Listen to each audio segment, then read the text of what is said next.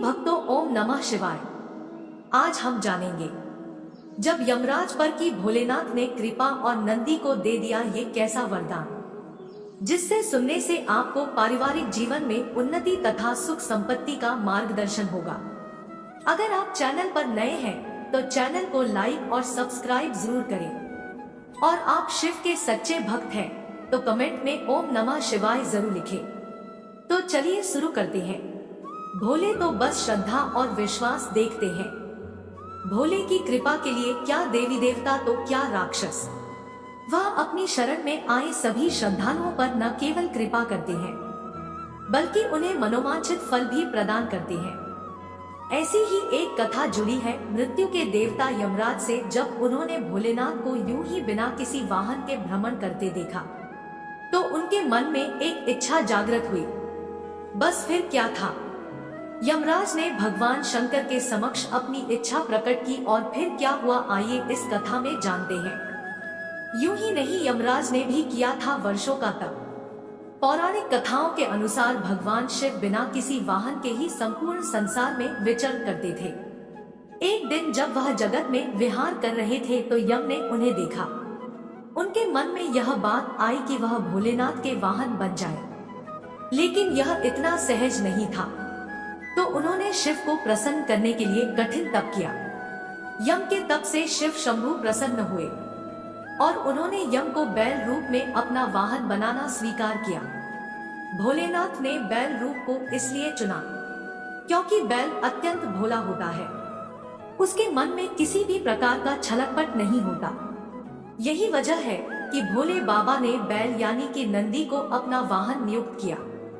यही नहीं, शिव जी ने नंदी को अपना प्रधान सेनापति भी बनाया। कहा जाता है कि भगवान शिव की सेना नंदी बाबा के कहने पर ही चलती है। भोलेनाथ ने ऐसे दिया मुनि को पुत्र प्राप्ति वरदान। पौराणिक कथाओं के अनुसार पुरातन काल में एक शिलाद नाम के एक ऋषि हुए जो कि पूर्ण रूप से प्रभु की पूजा में लीन रहने लगे थे।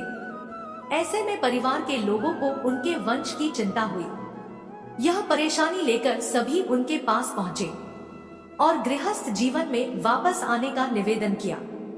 हालांकि वह नहीं माने, लेकिन उन्होंने जन्म मृत्यु से परे संतान प्राप्ति के लिए देवराज इंद्र की पूजा की। इंद्र प्रसन्न हुए तो लेकिन ऐसी संतान का आशीर्वाद देने में असमर्थता जाहिर की। जब इंद्रदेव से इच्छा मुताबिक संतान प्राप्ति का आशीर्वाद नहीं मिला तो शिलाद मुनि ने शिव की पूजा की। उनके कठोर तप से शिव अत्यंत प्रसन्न हुए और स्वयं उनकी संतान के रूप में जन्म लेने की बात कही। कथा मिलती है कि एक दिन शिलाद मुनि खेत जोत रहे थे, तब उसी भूमि पर उन्हें एक बालक मिला। वह उसे घर ले आए और उसका नाम नंदी रखा। भोलेनाथ ने दिया अजरमर होने का आशीर्वाद। भगवान भोलेनाथ ने मित्र और वरुण नाम के दो मुनियों को नंदी के पास भेजा। उन्होंने नंदी को बताया कि वह अल्पायु है। यह सुनकर नंदी बाबा वन में चले गए और महादेव की पूजा अर्चना करने लगे। उनकी पूजा से भोलेनाथ प्रसन्न हुए और नंदी को मृत्यु भय से मुक्त अजर अमर होने का आशीर्वाद दिया। इसके अलावा गणों के अधिपति के रूप में भी नियुक्त किया।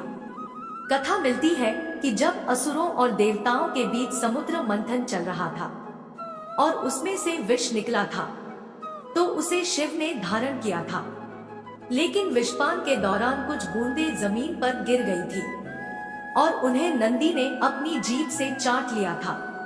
नंदी के इस भाव पर भोले अत्यंत प्रसन्न हुए।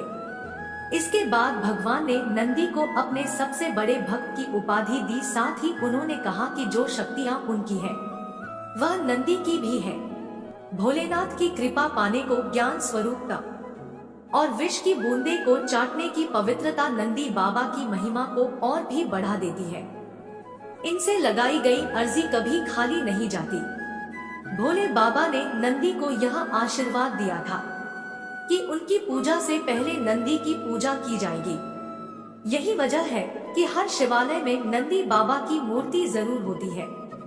यही नहीं, यह भी मान्यता है कि यदि आपको भोलेनाथ से कुछ मांगना है और आपने नंदी बाबा के कानों में सच्ची श्रद्धा, पवित्रता और अटूट निष्ठा से अपनी बात कह दी तो वह भोलेनाथ तक जरूर अर्जी पहुंचा देते हैं। यही नहीं, शिवजी भी मुराद पूरी कर देते हैं। उम्मीद है आप सभी को ये वीडियो अच्छी लगी हो। अगर आप शिव के सच्चे भक्त हैं तो चैनल को सब्सक्राइब और वीडियो को लाइक जरूर करना। कमेंट में हर हर महादेव जरूर लिख देना।